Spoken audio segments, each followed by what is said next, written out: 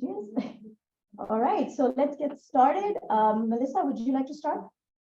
Yes, I am excited to kick us off today. So I do have a PowerPoint I'll share with you guys. Let me just share my screen right now. Yes, you can start. Okay. Let me know.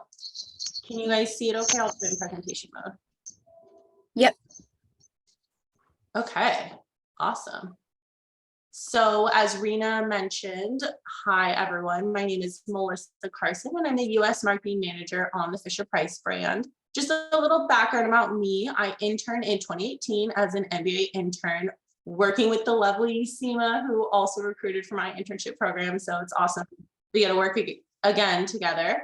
I went to MBA at the University of Southern California. I interned on the Barbie global brand team. And then after business school, I ended up joining Mattel full-time, and I've been here since. It's a little over 3 years now full-time. I'm currently a US marketing manager on the Fisher-Price brand. And today I'm super excited to walk you guys through rebranding of the Fisher-Price brand, which is a 90-year-old brand. So very exciting. Perfect. So Fisher-Price is an incredibly powerful brand. We are the #1 baby brand in the world and are sold in 150 countries and have 99% brand awareness in the US. So I'm sure many of you guys have heard of Fisher-Price before. Hopefully, if you have any kids or nieces and nephews, it's pretty big. And we've been bringing joy and fun to kids and families around the world for over 90 years. And here's just a snapshot of some of our biggest milestones along the way. Like me, some of you may have grown up and remember some of these iconic toys. At Fisher-Price, we pride ourselves on being a brand parents have always been able to trust. So this ad campaign is from the 1970s, and even back then, it was the key communication we were putting out into the world. As the only brand that engages kids from birth all the way to kindergarten, or as we like to refer to it as bump to bus, we have been doing it for the past 90 years. We're really the official brand of childhood. With such a large portfolio, we have developed 3 key consumer pillars to help segment the business. We know the mom of a newborn is in a very different life stage from the mom of a 5-year-old that's getting ready to go to kindergarten. So we keep these differences in mind as we develop product and marketing campaigns to support them. Our brand purpose is to amplify the power of childhood. We want to create a more childlike world for all, empowering kids to develop and grow through fun and helping adults connect with them. Which is why when we decided to rebrand, we went with Let's Be Kids. We developed our Let's Be Kids brand platform, and ultimately, this is when we went through our rebranding of Fisher-Price, which is a 90-year-old brand. As the category leaders, our brand goal was to reassert our relevance and rebuild our relationship with parents. Or in other words, we were just trying to create brand love and that emotional connection with parents, which is very important in today's marketing world. But unfortunately, in a nutshell, what we found out about parents is that while parents' views and parenting culture varies quite a bit globally, one thing was pretty universal, and that was doubt. Doubt is the #1 and most consistent emotion of parents around the world. Which, while sobering and kind of sad, it really wasn't surprising. There are tons of indicators in this cultural conversation, and still are, unfortunately. Here's just some of the headlines you can see where they always emphasize this fear and doubt and everything as well. And who can blame parents? The industry of parenting advice and information has exploded. And despite access to so much information, parents are left feeling confused, overwhelmed, and conflicted about who or what to trust. So in short, of course, there's doubt. The world keeps reminding parents that parenting is hard. And you don't have to look at all to find articles or even marketing that reinforces this. And while the intent is no doubt to empathize and help, it exacerbates the issue by making us all feel that we must get our kids ready for this complex world. So everyone's favorite. Free. While we couldn't ignore the insight and the mindset of our parent consumer, we knew we had to take a step back and really think about how we were going to show up as a brand. And we acknowledged that aside from the pressures of society and information overload, parenting actually is hard. Having a baby and even raising a toddler or preschooler under 5 is like having an alien in some ways. We're up here, they're down there. Essentially, we just live in 2 different worlds. And so it seemed like the tendency as a society and as parents is to turn them into adults and to do it very quickly. And it was clear that our category, the infant preschool category in particular, which was created to emulate childhood, was actually speaking and acting like an adult. We went from emotional to informational, from fun to functional, and then from child's play to work. The category that Fisher-Price once defined started slowly turning toys into purely toys for child development, meaning the infant preschool category wasn't actually working for kids anymore. But Fisher-Price works for kids, and we always have. Working for kids is what has made us the official brand of childhood. We're obsessed with giving kids what they want for 90 years, creating the vocabulary for childhood, not the instruction manual for adults. And so as category leaders, we set out to change the conversation of the culture of parenting. And we asked ourselves, what is the Fisher-Price thing to do for parents, kids, and even for ourselves? So we did what we do best. We listened to kids to better understand how we can help parents. And so it became clear that the Fisher-Price thing to do is not sell parents on being prepared for the future or a "you got this" message. The Fisher-Price thing to do is to focus on fun, openness, inventiveness, optimism, and ultimately connection. Because all parents and their kids really want is to get each other. That connection, that feeling you're on the same level, that is the best remedy for doubt. The Fisher-Price thing to do was to invite parents into that kid culture so they can connect with their kids and be kids on the same level. Rather than growing kids up, we aim to grow parents down. Let's Be Kids is a brand platform and a point of view. Grounded in foundational beliefs, our philosophy became, we believe in the power of play to be a bridge between 2 beings who don't yet share a common language. We believe in elevating kid culture, not turning kids into adults. We believe that play is not a means to an end, but an end all on its own. We believe that if we make toys and gear kids love, they'll get everything they need from them. And this platform allows us to attack some pretty critical challenges or opportunities. It puts us in the cultural conversation by making us stand for something that's big and emotional, allowing us to not just speak to parents just as parents and in parenting moments, but connect with them in a more interesting and human way. It allows us to reposition our toys and gear in a fresh way. It gives us a distinct tone and manner with which to communicate our brand benefits, both the emotional benefit we just talked about, but also the more functional benefit as well. And finally, it makes Fisher-Price distinct within the category. While the rest of the category is over-revving on early childhood development, toy nutrition, and sometimes exacerbating parent stress, we can be a beacon of fun and connection, ensure development, but in a way that is made for honoring kids, not turning them into adults. And that is Let's Be Kids and our brand strategy of how we relaunched a 90-year-old brand. Thank you, guys. Thank you so much, Melissa. All right, now we'll hand it over to Adam. I will stop sharing. All right, yes, thank you, Melissa. And I will share my screen. All right, can everyone see the PowerPoint? Yes. Perfect, awesome. Thank you. So, hello everyone, thank you so much for having me here today. I'm very excited to be here. My name is Adam Sadiq. I am an associate marketing manager here at Mattel and as well as a former intern. Currently, as said, I work on the action figures team covering the Pixar brand.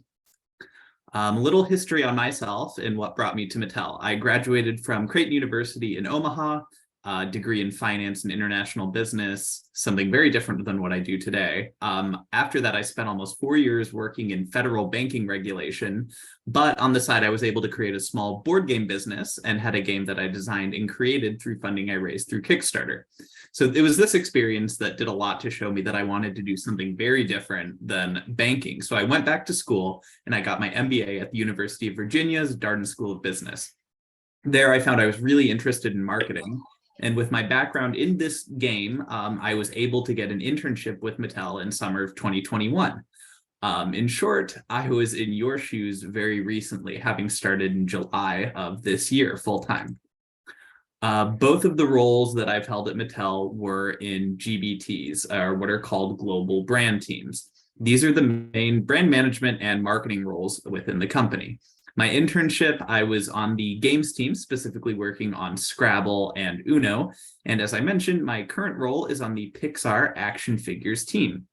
An interesting point here to make is that in both of these teams, we view ourselves as kind of challenger brands. And what that means is, we are not market leaders in games or action figures like we are in dolls with Barbie or vehicles with Hot Wheels.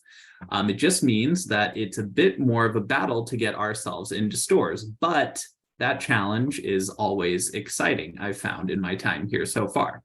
So quick before we begin, what exactly is a GBT? We work very closely across the entire life cycle of all the toys in our portfolio, starting from brand strategy to decide what toys our team should be making, to oversee the development and design of these toys, and finally, once they're in stores, monitoring performance and helping to create marketing assets once those toys are being sold. So today, the topic I wanted to talk to you about is the research I did recently once I started to answer the question of what should we be making in 2024? And that sounds like a long time away, and it is, of course. That was one thing that was crazy to me when I started, how far ahead that we as a company need to be thinking. But it's a long process. A lot of thought and a lot of work goes into every single toy that you see on a shelf in store. And that's just what you're seeing in those stores. Many of the items don't even make it all the way through the process. But today, let's talk about laying that groundwork. So this is kind of where I wanted to talk about in the process today. It's very early on, and at this point in the development cycle, it's important that all of the functional teams are involved. We work with a wide variety. The people who make the toys, make the packaging, write the words that go on the box. It's all very interesting. As a member of the GBT, we kind of kick off this strategy portion and bring everyone in. So how do you successfully pitch a toy at Mattel? There are many levels of review that have to happen, but the initial concept review, or what we call ICR, is one of the most important milestones in a toy's life cycle. Marketing, our team, has to clearly communicate a vision to be acted upon by the other teams. When all these teams are ready and feel ready, these concepts are then presented to our senior management for ultimate approval. GBT is responsible for both strategy and financials, but strategy is a lot more fun to talk about. So that's what I will be focusing on today. So how do you create a compelling case for a product to exist? The number one answer to that is data. One of the biggest lessons that I learned in business school is what marketing needs to be. And the answer to that is putting the customer and the market first. You have to be objective and take yourself as a consumer personally out of the equation. It's not enough to try and make something that you personally would love. A good marketer is one who can figure out what needs to be made. Finding data and pulling out key insights is one of the most important skills to hone while in this type of role. Luckily, working at a company like Mattel, they have a wealth of data available to its employees. We have internal data readily available that we can see what items Mattel has sold in the past and how well they did. We also have access to the toy market as a whole, and this is where I did the bulk of my research. As I mentioned before, as a challenger brand in the category, seeing what competitors are doing is super, super important. I wanted to answer the question of what toys are performing well and why, hoping that we can apply those learnings to what we can create. And finally, no matter how much information Mattel has, there will always be blind spots. I had to be really scrappy in many ways to find information that wasn't readily available, looking at e-com and competitor websites to see toy prices, for example. So all the data that I pulled flowed through into analysis. I created a list of action figures that were sold going back about 3 years, and from there I filtered only on toys that had sold more than 1 million. I wanted to look at what was successful during that time. After that, I wanted to answer a few key questions. Who were the top toys targeting? What price points seemed to be resonating with consumers? And finally, how many of these top performing toys were from existing properties, and which ones are created just for making these toys? All of this data can be used to paint a picture for what the market looks like today. And armed with the power of knowing what is currently working for consumers, I felt that our team could be strongly equipped to create a great line of toys in 2024. So now I'll go into some of the results of what I found in those takeaways. So first, focusing on the audience, which toys perform the best? Toys that are targeted towards kids, collectors, those with cross appeal.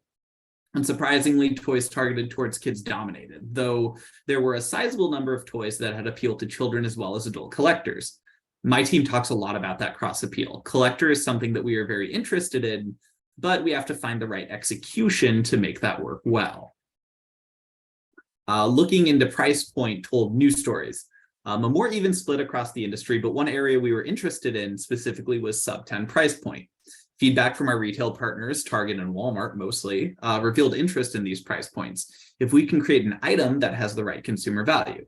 This data showed that it's currently a pretty small portion of the action figure market. However, we had to answer that question of, is that due to the price point being unattractive, or is there opportunity there?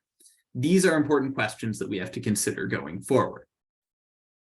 And finally, this last one was a point of curiosity for me. What percent of action figure sales come from toys that are tied to a license of some sort? A movie, video game, book, something like that. The answer is, unsurprisingly, a lot, almost 90%. I broke it up here between marquee IP, something like Marvel, Star Wars, Transformers, tried and true action figure staples, and lesser known properties. But what I was most interested in looking at this data was that 14%. The one that's not tied to anything specifically. It's hard enough to create a successful toy when you have movie content to pull from, but how did these companies create successful toys not tied to an IP? So I did a deep dive into those competitors, those best-selling toys over the past 3 years, believing that the methods they had used to gain market share in a crowded market were things that we could study and potentially use to inform our own approach. A few competitors stood above the rest and provided a lot of key learnings. Moose Toys is a big one. They had product lines including Heroes of Gujitsu, which had squishy and slimy action figures, Treasure Axe, where kids excavate or dissect creatures to find items hidden inside, and Akato, which brings 80s arcade-style fighting to kids with unique new characters. And Zuru was another strong player with their Surprise Dino Toys, where kids dissolve dino eggs and get little parts to build a fearsome fighter. These are a few themes that jumped out to me through the entirety of my research, but these were the main ones. First, that kids should be our focus. Most of the collector-focused items were very premium, which is not kind of the direction that we were looking at right now. And it was clear that the kid market continued to be huge. However, that didn't mean kid and collector has to be exclusive. Many of the scrappier players I looked at had toys that encouraged kids to collect, find, and build new characters through play. But the key was that they all had a major action combined with it, whether it was pulling something out of ooze or staging a battle with your friends. Of course, the Pixar brand, which I work on, doesn't lend itself to epic battles or oozy creatures. So our next job as a team is figuring out what our brand can do. What I talked to you about today was all about helping to lay the groundwork. And now the whole team is working to build the rest. And while I can't say exactly where all this research led for us, as that is in our plans for 2024, what I can say is that it was successful and that I will be presenting the initial concept to our senior management for the toy that came out of this research next week. So it's really cool to have seen this process really from the beginning all the way through, and I will continue to see it through over the next few years as we create this toy. But thank you all so much. Appreciate the time today. Thank you so much, Adam. Up to you. Thank you. Thank you for sharing your insights.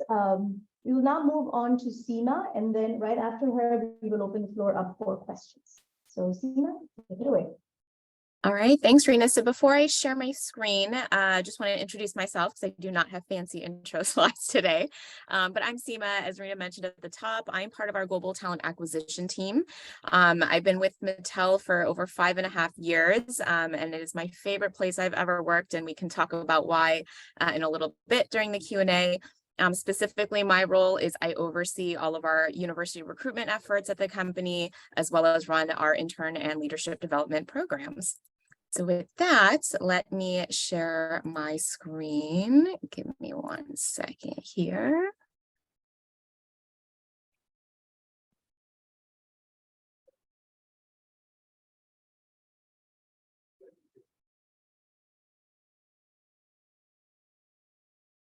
Okay. Can you guys see my slides? Yes.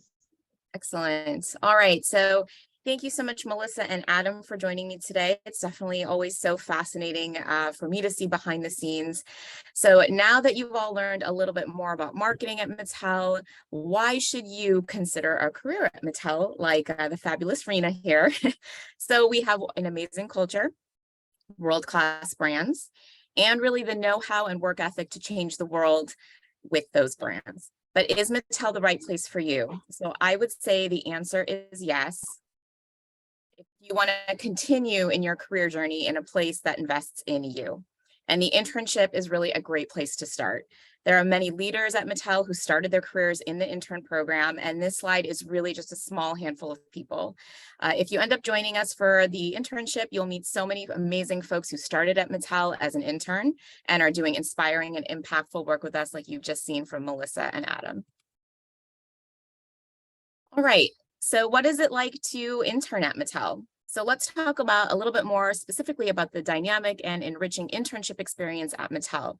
So as I alluded to in the slide just discussed, our internship program is a pipeline program. So that means our goal is to extend you a full-time offer at the end of the summer. So let's dive a little bit into what the summer could look like. So in addition to day-to-day tasks and work streams, each intern will receive their own individual project to work on over the course of 10 to 12 weeks. And this is not a standard project that's passed on year to year.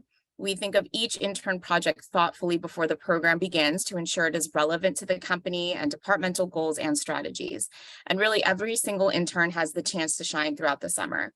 Many intern projects are even leveraged or utilized after the program ends, meaning your work through the summer has impact. So during your time with us, we have a very structured feedback process in place to ensure you're successful and confident in your project goals and that you're consistently developing throughout the summer. This is done through cadenced meetings as well as in-the-moment feedback by your manager. And formal and informal mentorship is just simply a big part of our culture here at Mattel. So during your time with us, you'll be formally assigned a mentor and a peer buddy over the summer for you to go to with questions. Your mentor's role is to help with career and professional development, and they will be more senior to you, while your peer buddy can answer more day-to-day questions for you and help you acclimate to the company. And they're usually a former intern like Adam or Melissa, or someone at a similar level and role as you. And our program is really invested in through the top down. So you'll have the opportunity to do meet and greets or lunch and learns with our top executives. They'll share their own career journeys, future company objectives, industry knowledge, and make ample time for your questions to help you develop and refine your business acumen. And of course, since we are a toy company, there will be plenty of room for play. So summer is just such a fun time at the company. There are numerous events company-wide and intern-specific events. And I have to say, I think 2023 will be the most fun summer yet with our Barbie movie premiering in July. Hopefully you guys have seen the social media buzz. So there'll be a lot of hustle and bustle and fun celebrations as Mattel loves to celebrate these types of things. So now let's talk about what projects you may be working on. So as an intern, as I mentioned, you'll be working on a variety of projects at any given time. I know all of you here today will be mainly focused on marketing. However, the next several slides are examples of where else we hire interns and who you may be working alongside. So as Adam mentioned, there are a lot of teams that you will need to collaborate with. So including product development as seen here. You may partner on some content creation or implementing digital marketing strategies on any number of platforms. Of course, financial modeling, which is a key aspect of any business. Potentially product merchandising or manufacturing and supply chain optimization. So we work very collaboratively and cross-departmentally. So again, while your main project may focus on the marketing function, you will likely interact with many of the departments and groups I just listed. Additionally, we have 40 offices. We have offices in 40 countries. So the awesome thing about working and interning at Mattel is the interaction and the collaboration you get with our global partners. So you may have meetings and calls with people and teams from all over the world.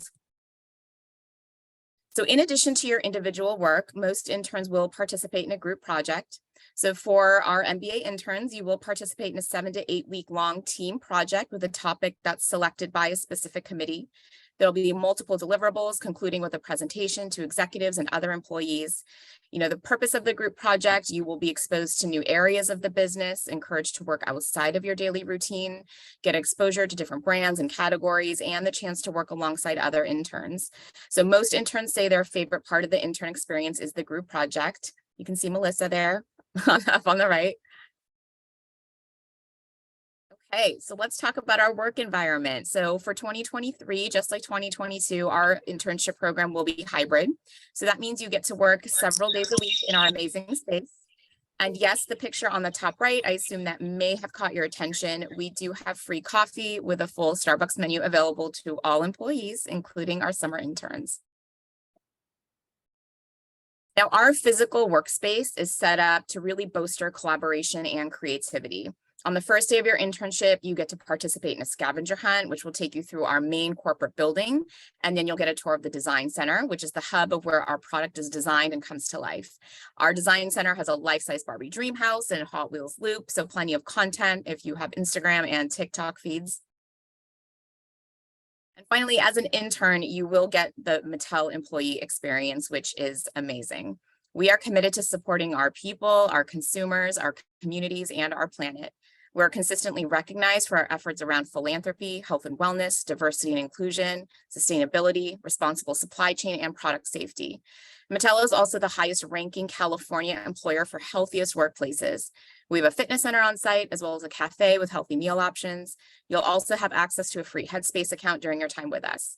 So whether it's Newsweek's Most Loved Workplaces, Fast Company's Best Workplaces for Innovators, Forbes World Best Employers, or any of the lists you see here, we're continually recognized as an inclusive and overall great place to work. So with that, I definitely encourage you to connect with us on all of our social media accounts here. We post company updates and feature employees consistently so you can get a sense of our culture. You can also search hashtag interns at Mattel to see what interns were up to from past summers. I want to make a note to all of you that, I mainly talked about our Los Angeles-based internship program. We do have certain internship roles for MBA marketing interns at other locations, such as our Fisher-Price headquarters in East Aurora, New York, American Girl headquarters in Middleton, Wisconsin. And with that, thank you so much, and opening it up for any questions. Thank you so much, Seema. All right, so we will open the floor up. So let's start. Go ahead. Please state your name and which program you're in. Yeah. Hi. Hello, everyone. My name is Uma, and I'm a part of the MBA program, full-time MBA program. My question is more for you, Adam. You showed what are the research pointers that you did and how you got a conclusion from that. But I want to know that were there any campaigns that you also initiated with the help of those insights, or what are the current campaigns that Mattel is looking at with the help of those insights? Yeah, definitely. I think that the research that I made for this project, like early on in my full-time job, I've used it for quite a bit throughout. No ongoing campaigns yet, just because it's still so early, and we're like I said, we're building the groundwork now for things that are going to come out like probably a year, even longer in the future. But I reference the research that I did like constantly. I presented that research to my direct manager, but also senior manager and those above. Like I mentioned, these product approvals go through like the vice president up to the vice president of the whole action figures team. So I'm constantly going back to kind of what I looked at and just building more of that like research and knowledge base so that we can have like a more effective way of using the data to be smart in what we're thinking of making. Does that help make sense? Yeah, it does. Sorry, just one more question. So during your internship, was your work more focused towards research or strategy or execution? Yeah, so the internship, you're going to be given a very specific targeted kind of question, like Seema said. So an example, what I worked on was I was on Scrabble as an individual project. And that was, my question was, how do we revitalize Scrabble? Like you get like this big, like kind of broad question that you do research and you look into exactly like what it means. And like, it's a lot more qualitative. Of course, you still look at data through that, but you're answering a more broad strategic question. And same with the group project. That one was a bit more like, how do we take the game Uno and apply it to other consumer products? We went with like the summer toys. So we build a lot of insights that way. The full-time job is a little more, it's a little different. Like you're digging more into things like financials, like supply chain is like a part of, you know, the internship, but you dig a lot more into the nitty gritty of those things when you're in full time, whereas the internship is a lot more high level, a lot more kind of directly strategic, but you know, both are pretty fun, I would have to say. Good to know. Thank you. Okay. We had a hand raised, Mohana. Yes, thank you, Adam, Elizabeth, and Seema for joining us today. I had a question regarding the internship that, like, according to you, what would be some of the characteristics of an ideal intern who is going to, like, what do you look for an intern who will make an impact during the internship process? And what is the hiring process and timeline looks like? Like, how can you get more information regarding that? Yeah, so I'll answer your second part first. So the intern roles are posted with your career center on Handshake. So that's where they are. Applications will close December 7th, and we follow a typical first-year recruitment process. So interviews will take place between January and late February, maybe early March.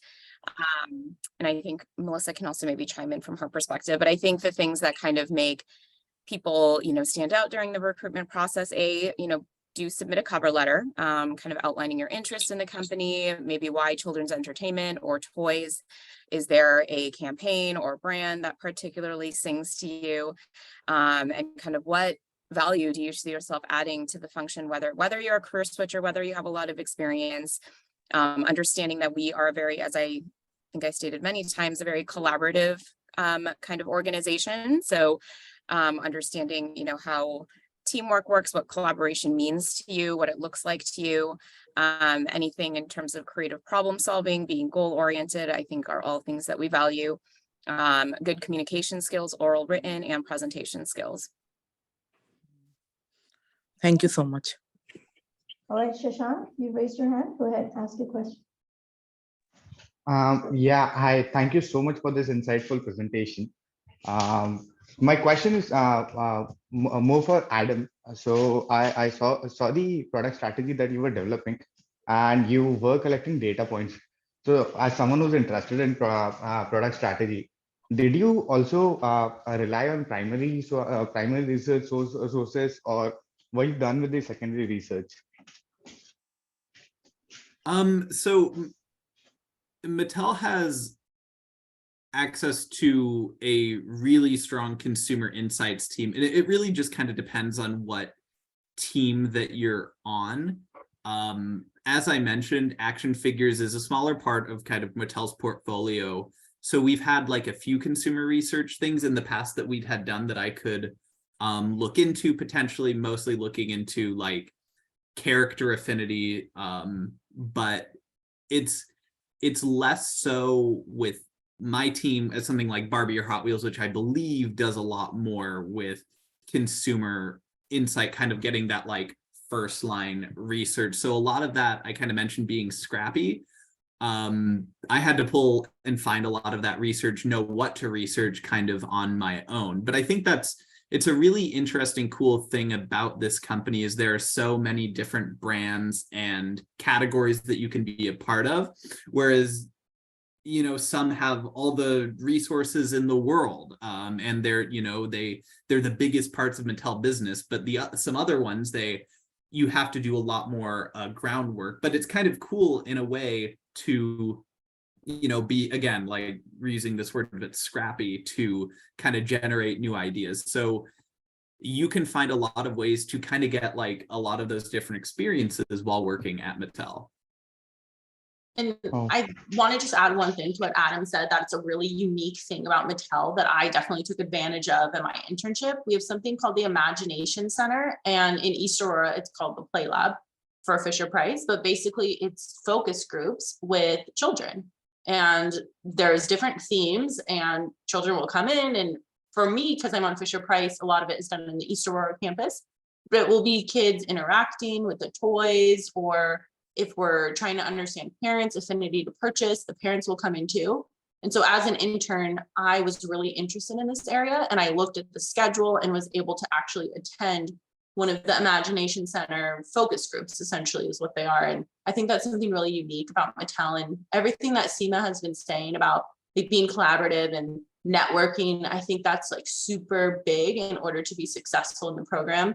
The slide that Seema had with all those leaders who have been former interns is a really good way to connect with very senior level management people, because once you've gone through the internship, I know I'm always more likely to talk to interns that are in the class and share my expertise and my advice. And so I think like having that resource is also just a really unique part of interning at Mattel.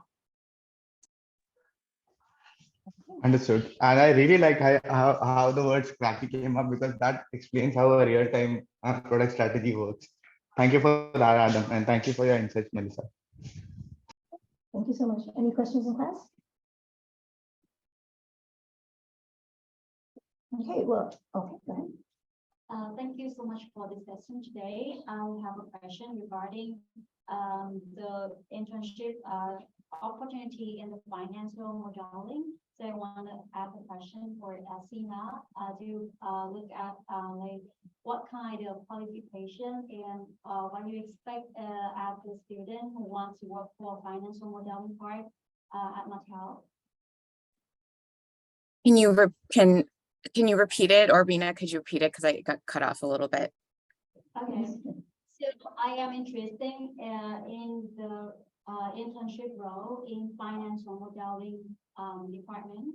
So I want to ask what is the qualification and what you expect as students who apply for the role in financial modeling part? What makes Yes. it successful for internship and application process? Yeah, so we do have separate finance internships specifically that are within that function in all different areas of finance. So from brand and licensing finance to FP&A, supply chain finance. The expectation, of course, is it is an internship. So if you are, switching functions or careers, that's completely okay. I think it's kind of demonstrating the maybe things you're learning currently in school, kind of what tipped off this, career switch, or if your experience within, finance, kind of highlighting any, successes or anything, you've accomplished over your, tenure so far. We do require about 3 years of work experience, for those roles. So if you're interested, you can email me or internships@mattel.com, because I don't think the finance one specifically is posted at USF. Thank you so much. Melissa, I had a question for you, actually. So you said that you were an intern in 2018, correct? So can you run us through what the last 4 or 5 years have been like for you, your career trajectory at Mattel? Definitely. So I interned on the Barbie global brand team. So Adam was mentioning that he interned in, I think you were on action figures. That was like what your project was about and everything. But did you intern on the games team? Yeah, I interned on the games team. Okay, and now you're full-time on the action figures. Okay. Yeah, so and similar to Adam, so I interned on the Barbie global brand team. And then when I came back full time, I was on the US marketing team for Fisher Price. So I would say like one thing to always keep in mind is just be really open to any brand at Mattel, because you're going to learn something from each of the different brands that you're on in terms of the people you meet and just the different resources and everything as well. So I loved my internship experience. I enjoyed the group project, my individual projects, and knew that it was definitely the right place for me. When I came back full time on the US marketing team for Fisher Price, it was a whole new area. So while I had interned, it felt like I was starting from ground zero. But I think what was the most valuable thing I took from the internship over to my full-time role is I had networked with a ton of different people across the company, cross-functionally. So when I joined full-time on the US marketing team, while I wasn't familiar with the day-to-day function and everything, I was able to connect with so many people from my internship program that ultimately helped me to like better prepare as I became more familiar with US marketing, and then also with Fisher Price, two areas that I was not familiar with when I started.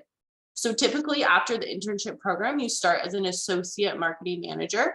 So that's what Adam is right now. Its acronym is AMM. Mattel loves their acronyms. In case you wanted to know, the US marketing is actually acronym as NAD, which is North America Distribution. So Adam is on the GBT, Global Brand Team. I am on the NAD, North America Distribution. I've been saying US marketing because it's easier to understand, but in case you ever hear that word throughout your interview process, or if you network with people, NAD just refers to the US marketing. And so there I started as an AMM on the Fisher Price brand. I managed two different segments within Fisher Price. The US marketing team, I think a little bit different than like Adam's experience. So for me, it's all about like commercialization. So I work a lot on pricing of the products. I work on different rollout strategies to the markets and different customers. So our biggest customers would be Walmart, Target, and Amazon. And so I'm constantly working with sales in order to sell in our items into the program as well. I also work a lot on any different US activation. So I work a lot with our media team on different TV commercials. I work on social media, influencers. So anything you see within the US, that's kind of what the US team is part of. So Adam's team, like on the global brand team, will do a lot of the product strategy, and then they will sell it into the markets. And that's when my team comes into play with the US market and making sure that's really set up to be successful within the US. So it's two completely different functions within marketing. And it's interesting to talk to people on global brand team and continue to network to find out more. So I started AMM, was an AMM for about a year and a half, 2 years. And then I got promoted to manager, still in my same area, working on the same brands as well. I just took on more of a leadership responsibility and was able to make more decisions now as a manager. And so I have an AMM underneath me right now as a manager.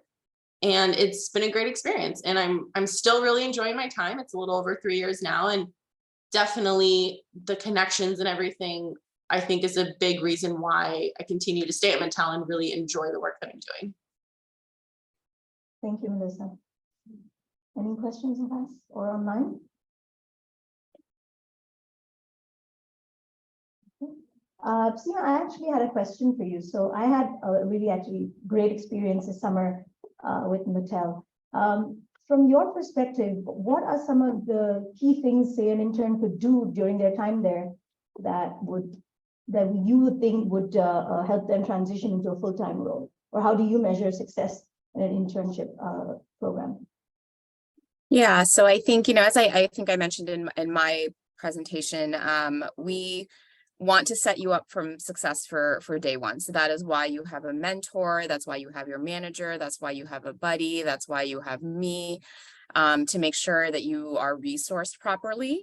So part of it is asking questions, right? Not being afraid to raise your hand. We don't expect you to know everything or be the expert, but we do expect that you are passionate about what you're doing, you're interested in the industry, you're interested in kind of the business overall and kind of how we operate. We have a new strategy since, our CEO came on board a few years ago and kind of transforming into more of a entertainment media company. So kind of, being curious and intellectually hungry is something that everyone will kind of notice.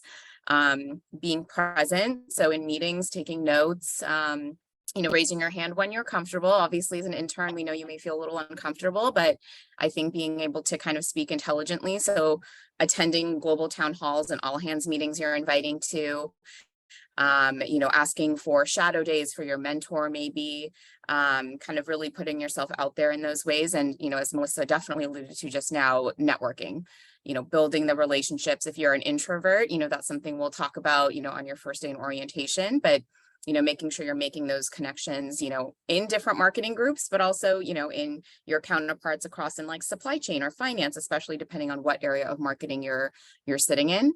And, you can set up scheduling like Melissa did with focus groups at the Imagination Center, getting to know our consumer insights team, our business insights team. It's a huge organization, so you can find your niche. And that's up to you to kind of how you're going to brand yourself and figure out how you add value and what's your value proposition, which you should be doing for all your interviews, by the way. But I would say those are kind of a lot of the main things. Okay, thank you. And to all of you, actually, so what is your favorite part about working in Mattel? I'm unmuted, so I will go first. I will say plenty of things. I've been here for 5.5 years, and I was there when we were a little bit on a downtick, and now we're really riding a really nice wave.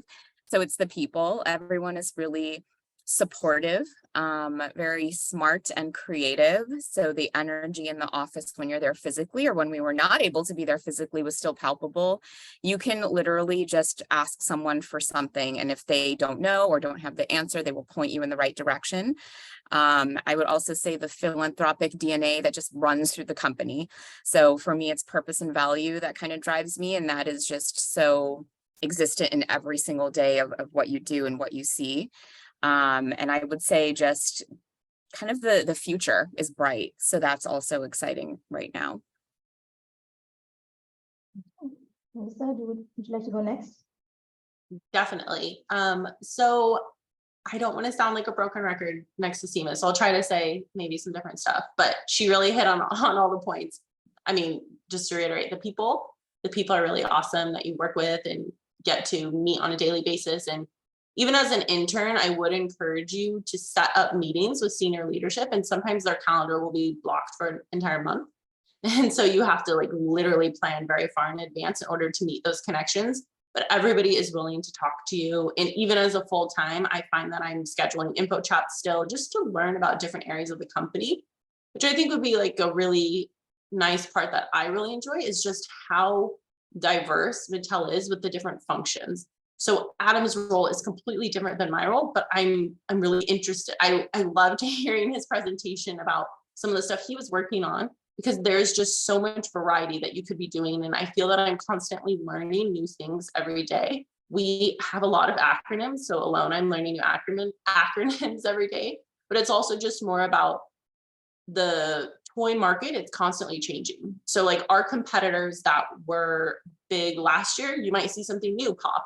For instance, Coco Melon, that was not around when it wasn't as big as it was now, but kids are constantly watching that content. So now we're exploring more of the content areas and more influencers that we maybe hadn't thought about before. And so it's a really just interesting area to keep learning and to keep growing. And like I said, it's always changing, which is also really exciting too. And you're always constantly planning far in advance. So Adam mentioned like 2024. We are also working on 2024 on my end too. So you work 2 to 3 years in advance about trying to identify the trends that kids are leaning towards. And that's really exciting because you'll see your items on shelf, and it's very, I always take a proud moment when I definitely see some of my items on shelf that I've worked on for 2 years now. And you get that really good sense of pride and just a belonging with your products as well. Yeah, to close it out, really going off of Melissa's last point, so a little story here. A few weeks ago, I was at a wedding, some business school friends way out in, Florida, and I was at the wedding and I saw a kid playing with toys, and they were Buzz and Woody action figures that I knew my team had worked on, something that I had worked on because, you know, they had worked on it years in the past, but I was super familiar with the toy and with the product, you know, and I went up to the kid's parent during, and, you know, I told like, hey, like I work at Mattel. We made these toys. Like, I'm like, you know, where did you get them? Like asking all kinds of questions. So just like that, knowing that you're making something that's making such an impact out in the real world is really cool to see, and really cool to just like be a part of this brand and company that means so much to so many people around the world. So that is something that is most meaningful to me, I think, working here. Thank you so much. Last few questions, anyone? On Zoom, in the room? No? Okay, well, I guess then that concludes it. Is it okay if students connect with you on LinkedIn? Is that okay with you guys? Yeah, okay, I see thumbs up. Thank you again so much, Melissa, Adam, Seema. Your insights were really, really beneficial for us. These are some first-year students, some second-year students. So they're in the process of looking for internships.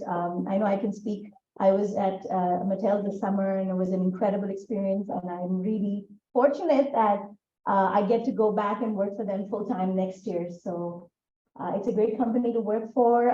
The company culture, I cannot speak highly enough. The people that I've met, the networking, everything just about it, I see such a great future at that company. So I urge you to take a look on their website and apply for the internships. And if you have any questions, please feel free to reach out to Seema, Adam, or Melissa. So again, thank you so much for your time, and yeah, wish you a really great day ahead. Perfect. And just if you are apply through your Career Center for the internship. Any full-time opportunities, you can go directly to the website. Okay, wonderful. Thank you so much. Thanks. Bye. Thanks, Rena. Bye-bye. Thanks, everyone. Thank you.